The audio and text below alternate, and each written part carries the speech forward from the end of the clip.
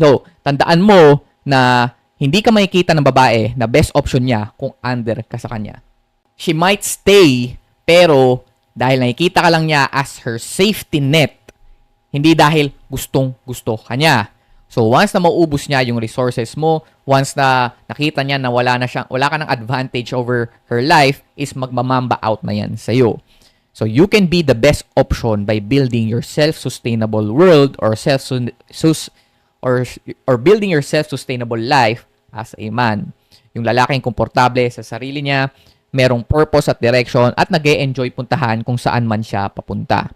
So humanap ka ng babae na willing pumasok sa frame mo dahil nakikita ka niya as her best option.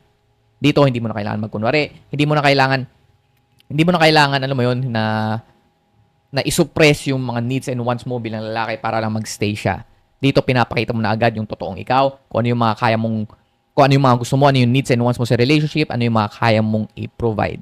So with that one is nako-communicate mo maigi, honestly, and authentically, genuinely, yung sarili mo. Hindi mo kailangan magkunwari, hindi mo kailangan magtago ng kung ano-ano.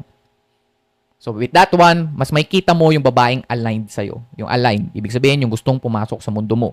Yung kayang i-provide yung needs and wants mo at gustong ma-receive yung kaya mong i-provide. Okay? So humanap ka ng babae na willing pumasok sa frame mo dahil nakikita ka niya as her best option. So a woman who is willing to submit to your lead.